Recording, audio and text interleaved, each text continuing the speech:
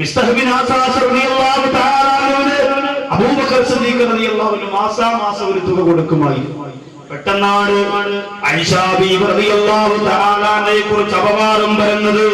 വ്യഭിചാരിയാണ് ആയിഷ ബീവി റളിയല്ലാഹു അൻഹ, വ്യഭിചരിച്ചിരിക്കുന്നു എന്ന അപവാദം പറഞ്ഞപ്പോൾ അല്ലാഹുവിന്റെ ഹബീബിന്റെ മനസ്സിൽ വന്ന സങ്കടത്തെക്കാൾ ഏറ്റവും അധികം സങ്കടപ്പെട്ടത് സയ്യിദുനാ അബൂബക്കർ സിദ്ദീഖ്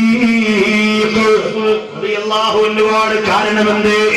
അബൂബക്കർ സിദ്ദീഖ് റളിയല്ലാഹു അൻഹുവിന്റെ മകളാണ് ആയിഷ ബീവി റളിയല്ലാഹു അൻഹ.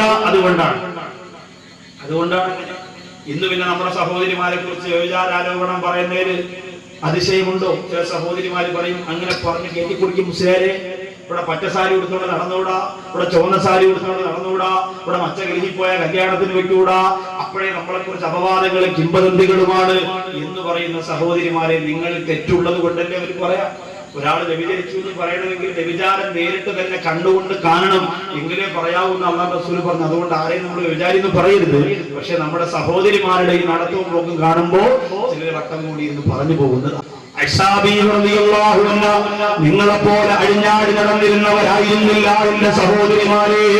നിങ്ങളെല്ലാവരും അങ്ങനാണെന്ന് ഞാൻ പറയുന്നില്ല. പക്ഷേ നമ്മൾ ആലോചിക്കണം, നമ്മുടെ സഹോദരിമാരുടെ ഒരുക്കം കണ്ടാൽ നഫീസത്തുൽ മിസ്രിയെ രണ്ടാമത് ജനിച്ചതാണെന്ന് തോന്നിപ്പോകും.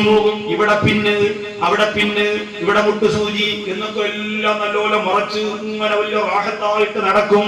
പോയവിട്ട് പിന്നെ തിരിച്ചു വന്നിട്ടില്ല. ആരോടെ പോയി? കൊച്ചാപ്പാരോടെ വിളിച്ചോടി. അങ്ങനെയാണ് ഇപ്പോഴത്തെ ഓട്ടം. 17 കാര്യം 16 കാര്യം ഓട്ടം നിർത്തി. ഇപ്പൊ 30 കാര്യം 35 കാര്യം ഓടിക്കൊണ്ടിരിക്കുക.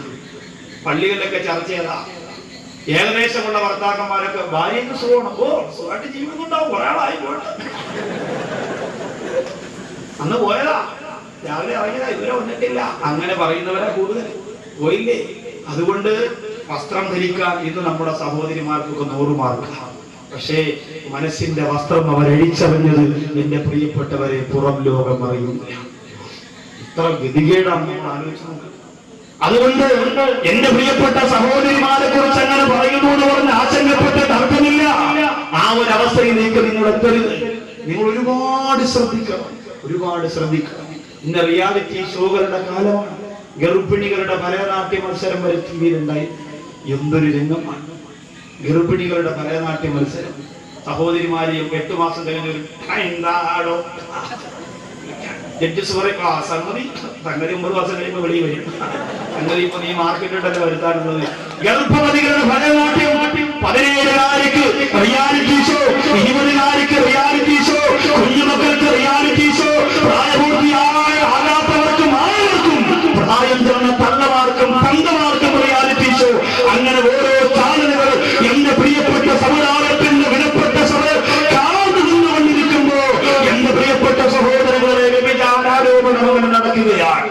ബാംഗ്ലൂരിൽ പിടിക്കപ്പെട്ട സീരിയൽ നടി ഒരു രാത്രിക്ക് 25,000 രൂപ പ്രഖ്യാപനം നടത്തിയിട്ട് 10 രാത്രി 5 പുരുഷന്മാർക്ക് വേണ്ടി കിടക്കറവം കിട്ടുപോയി. എന്റെ പ്രിയപ്പെട്ടവരെ 26